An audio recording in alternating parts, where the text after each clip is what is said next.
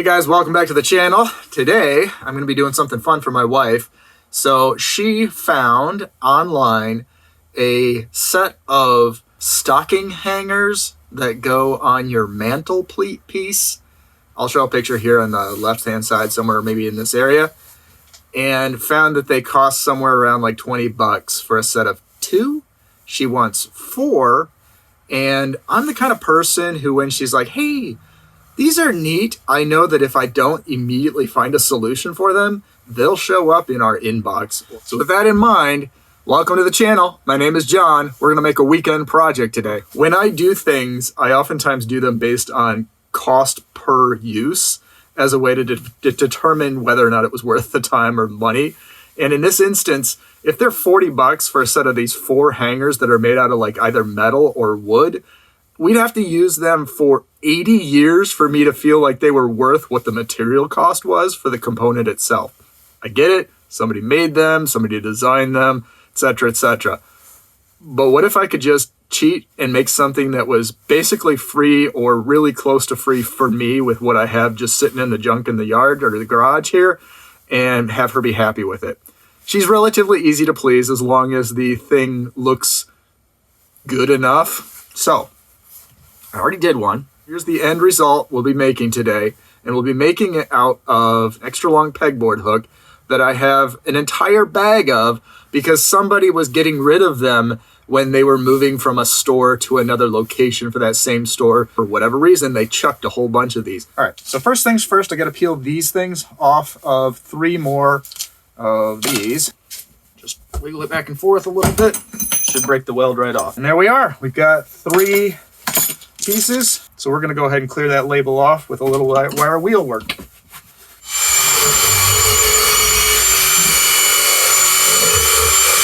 Also, I need to make this section, this little L, straight.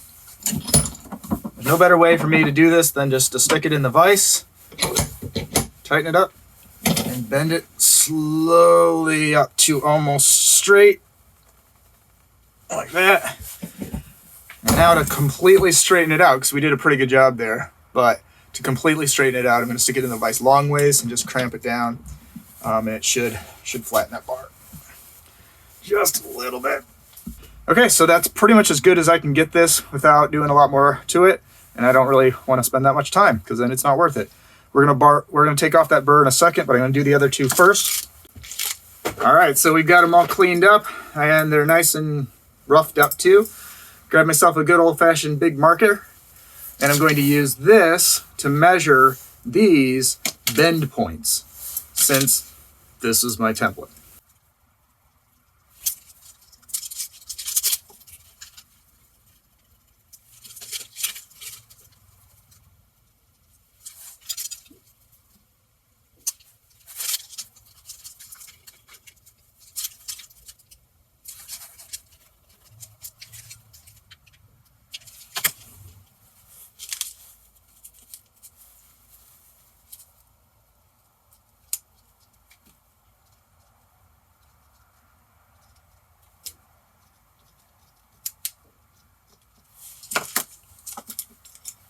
This might look less exact than you probably would prefer. It's like measuring off of something real. But when I bend it, it's going to be a little bit of jiggery-pokery to make sure that that is relatively within the same format. I could probably make some template to make sure the pinpoints are exactly right. But to be fair, I'm trying to spend as little time on this as possible to make it look as nice as possible for effectively use 1 season out of the year. The bend at the very beginning kind of becomes a little bit more difficult to work with until you get to the end. So I'm going to bend it from the fat tip end first, working back, because that gives me more leverage to work with as I'm bending. It's not an exact science for me because, again, I'm only making 4 of these. It's not a business thing. Crank this down, give myself just a hair more on that angle. All right, and we're matching the angle to the flat. The back looks like it's just a hair more. It's gonna be a little bit of back and forth. I might speed this up and not have me talking over it this way, but there we go. A little bit more. I think that's just about it, almost there. Keep that length relatively uniform. Might be too much, we'll see. We're going to bring it in. That's going to be the first bend point. We're going to go ahead and bend it a lot more here. I might have to bend it back a little bit, but if I do this slow enough, it should be okay and not weaken the metal too much. Keeping in mind it's really only keeping, it's really only going to be, hey, look at that. Nearly perfect match. First time out. I did just bend it around this edge, it looks like. Okay, so that's the hook. The hook is essentially the profile of my vise. Fantastic. All right, then the next bend is a little bit further up here. Matches perfectly. Gosh, I'm a genius. All right, moving it back just a little bit. Make sure that that lines up. Going straight. I think we're good right about. It looks like it's pretty much it. We're pretty much lined up. It's hard to do on camera here, but duplicating that out. And of course, then the next bend is the final bend. It's going to be flat back. So we'll go ahead and slap this in to here, lining it up with that mark. And now if you don't have the hand strength to do this, obviously use a bending bar or whatever, but I'll just do this. And now I got to figure out how far back it needs to go to meet that demand, that angle demand. It goes pretty far back. Is that it? Just a little bit further.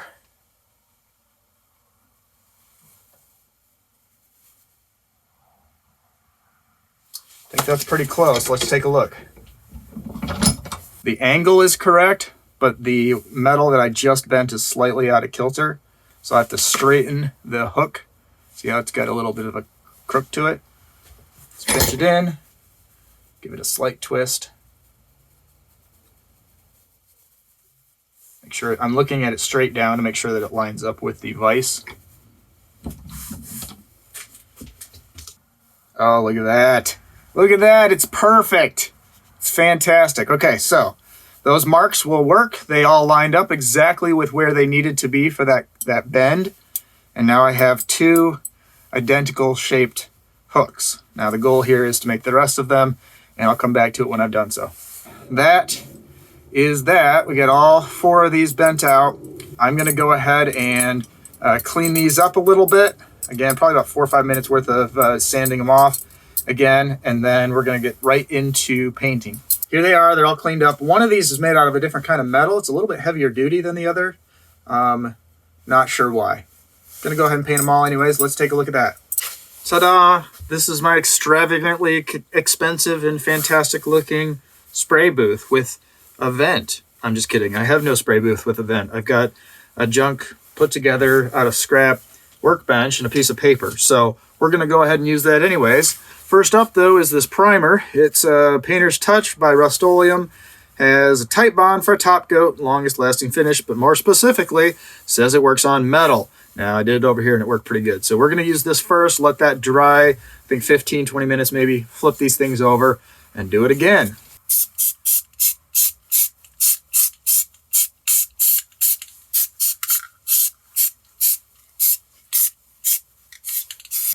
So it's later in the day and all of these are dry in their primer form. And so they look all right. So I'm gonna get these sprayed up with some copper, let that dry, and then see what it looks like there on the mantelpiece. Hopefully I can get that done before my wife gets home in about an hour or two here.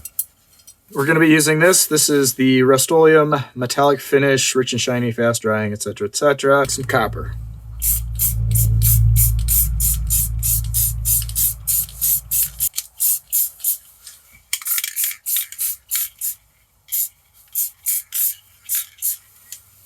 One hour later. It's weird painting in the cold. Always texture of this stuff feels weird.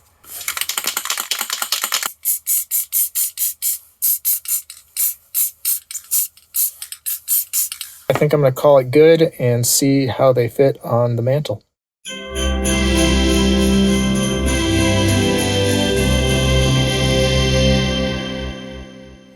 If you guys are looking at it and going, well gosh, that seems like it's not worth the effort, then it's not worth the effort for you. But for me, it was.